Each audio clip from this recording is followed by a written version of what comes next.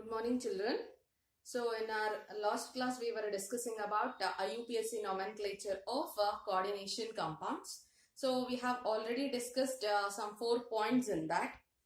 So, the first one was order of naming ions. So, in that order of naming ions, first cation has to be named and then anion should be named. Whether it is a complex or a counter ion, whatever it is, but cation should be named first, then it is followed by anion. Next, second point was naming of ligands. So in ligands, we were having 3 different types of ligands, that is negative ligands, neutral ligands and positive ligands. So negative ligands, the name should end with the O itself. So in their common name, the name is ending with IDE, the name might be ending with ITE, the name might be ending with ATE. But in IUPAC nomenclature, when it comes to coordination compounds, it will change as IDO, ITO and ATO. This is for negative ligands. Negatively charged ligands. So the name of the ligand should be ending with the O itself. That is, E is being replaced by O. So if it is a neutral ligand, so no such specific ending will be, but the thing is some specific names are there. So that is only for few. So it is amine. Likewise H2O, it is we are going to name that one as aqua. So like that, there are some few specific names are there. Those specific names only we are going to use. And some 3-4 positively charged ligands are there. And when it comes with positively charged ligands, these are neutral ligands. So positively charged ligands, the name should end with IUM. The name should end with IUM. That is hydrazinium, nitrosonium, nitronium. So these are the few examples. That's what we have already discussed. Next one is order of naming ligands. So when it comes to the naming of ligands, so we need to maintain the alphabetical order. So when it comes alphabetical order, if it is dichlorido, then this is not considered. Only C is considered for alphabetical order. So that is what we have discussed, dichlorido, or what alphabetical preference has to be considered. Next is numerical preferences. Numerical prefixes. Numerical prefixes, if the same ligand is more than one time. So this is nothing but it is like this, Cl2.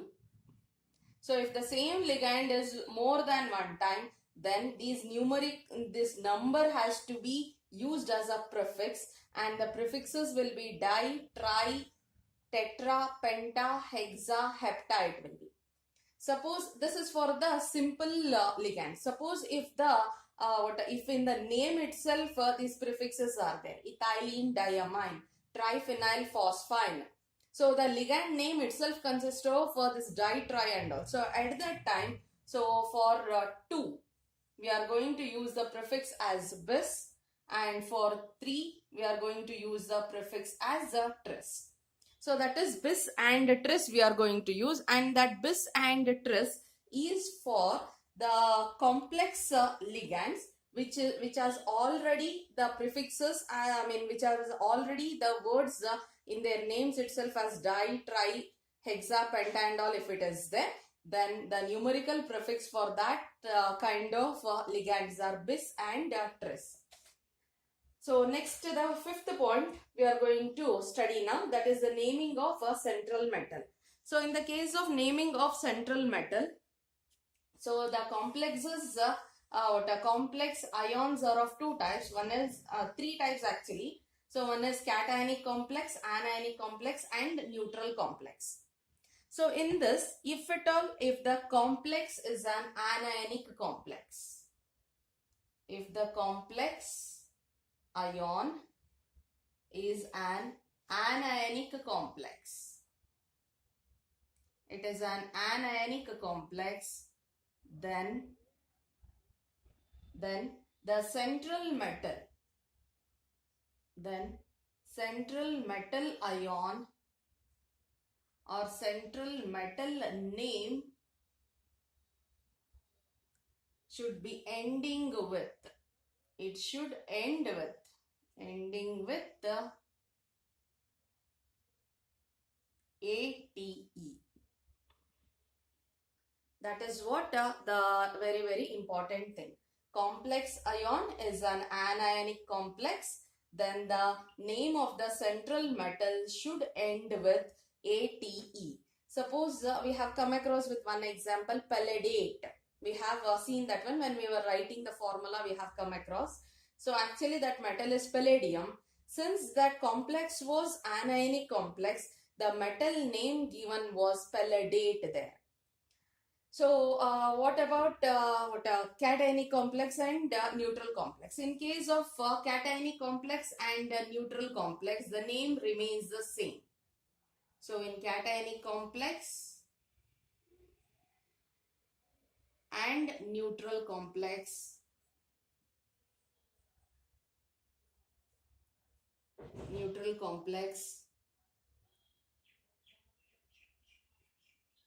metal name remains the same.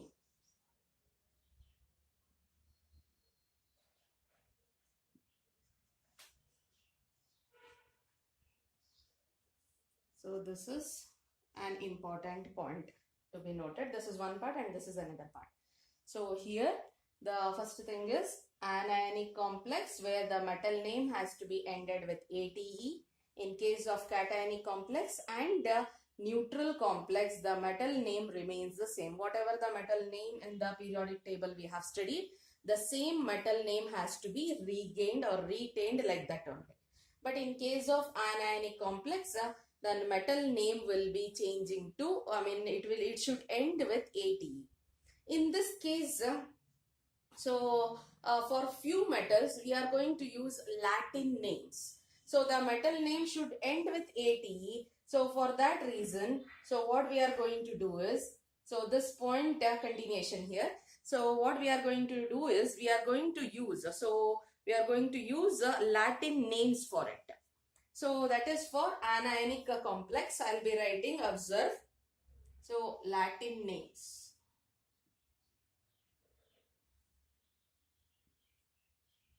Latin names of some metals.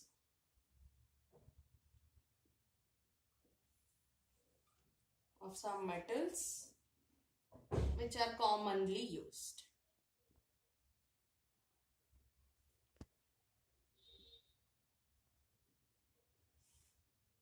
So let us consider iron. Iron symbol is Fe. The name changes to ferrate.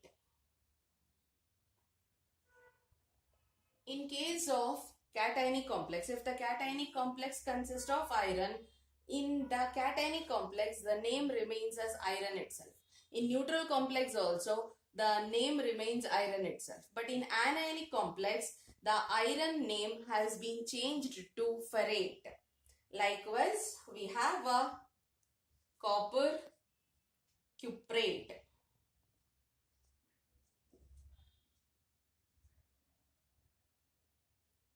Next, Ag, that is silver argentate. So remember, this is for only anionic complexes. Argentate. These names will be only for anionic complexes. And we have Au as aurate.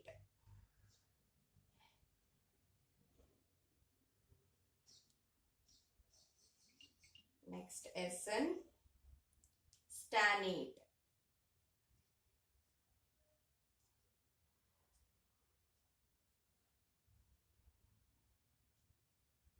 Stannate. So this is for anionic complexes. The Latin names which are being used only for anionic complexes. I'll repeat, observe. So naming of central metal, complex ion. If the complex ion is an anionic complex, then central metal name should end with ATE.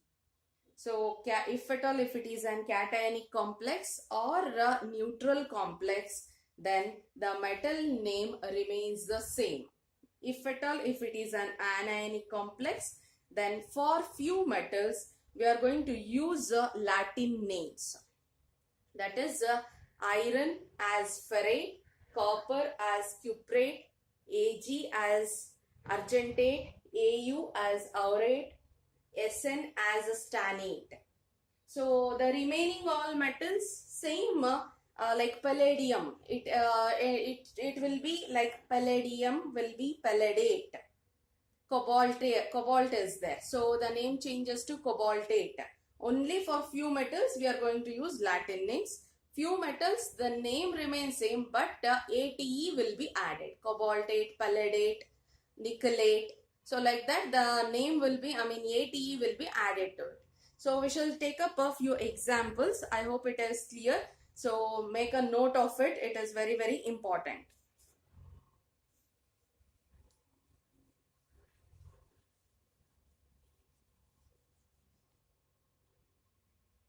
We shall see some examples.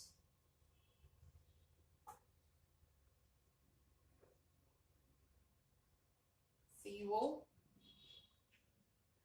NH3, that is amine, and it is Cl. So how to find now whether the complex is an cationic complex or not? So by looking at the counter ion we can make out counter ion is negatively charged. It is Cl minus.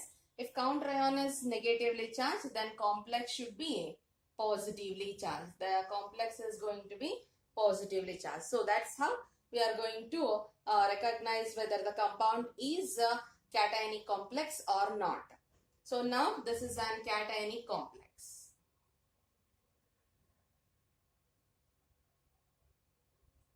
It is an cationic complex. So cationic complex, the name should end with so it is not ATE, it is for only anionic complex. If it is a cationic complex, there is no change. Whatever the metal name is there, the name will be retained like that only, or we are going to write the name as it is. So we shall see now. So first cationic part has to be written name. So already we have discussed, that was the first point. Cationic part name has to be written. So in the cationic part, if at all if it is an coordination, if it is an complex part, then first ligand has to be named. So ligand is only one ligand we have, so no need to check for the alphabetical order. But how many amine groups are there, or how many NH3 groups are there? 6 NH3 groups. The prefix used for that one is hexa. So it changes as hexa amine. So here you can make out for hexa also A and for amine also A. Both the A has to be retained like that only. Hexamine. This is cobalt. Name doesn't changes because it is an cationic complex. Only for anionic complex, the name should end with ATE. So cobalt like that only. So before writing chloride, we need to write the Roman number. We need to write the Roman number. We need to write the oxidation number in terms of Roman numbers. So for calculating oxidation number, if at all, if it is counter ion, if it is given, then we need not to worry. Directly we'll take up as X for cobalt. Next plus 6, and it is a neutral ligand 0, and it is Cl is 3Cl, it is -1, and we don't have any charge. So this one, to identify cationic and anionic, we have written that one, but in the complex there was no charge on the complex, so it is equals to 0. So X is equals to, this is 0, -3, shift that one, then it becomes +3. So X is equals to +3, that is oxidation state of cobalt is 3. that 3 we are going to write in Roman numbers. Then, so this is about the complex part. Leave some space. After that, you are going to write a chloride. So leave some space and then it is chloride. We need not to mention trichloride there. So count ion always it is used only to maintain the charge, not it is not the number what we are taking. The number depends only on the charge of the complex. So we need not to worry there. So hexamine cobalt 3 chloride, that is the name of the complex. So next example we shall see.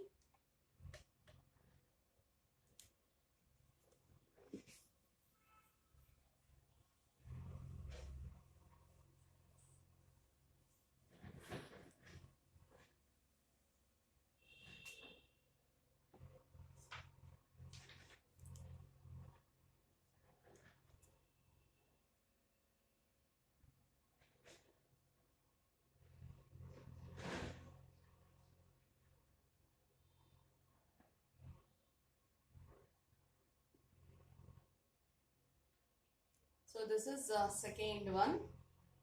Next example. So you can observe here. So potassium outside the bracket, that is nothing but this is the counterpart.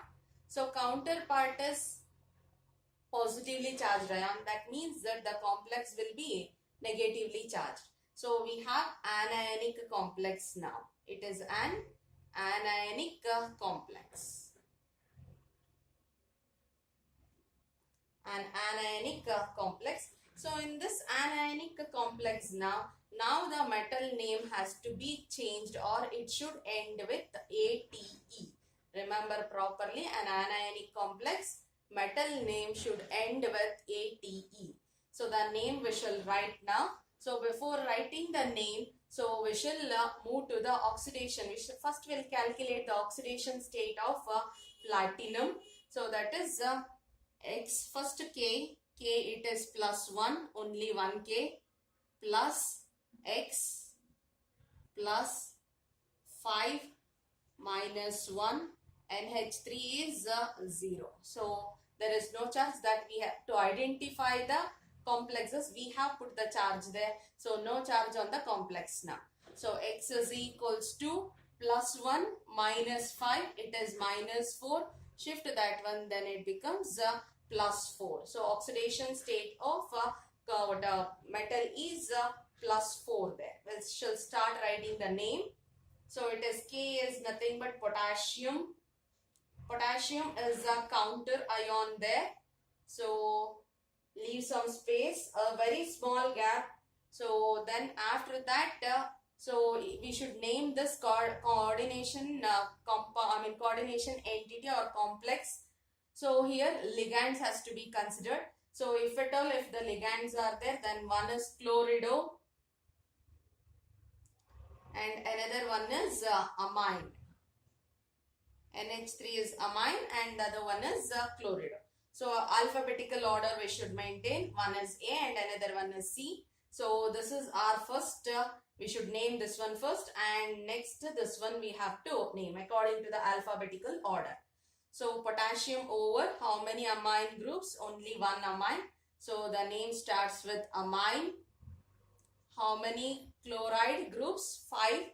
So amine, pentachlorido,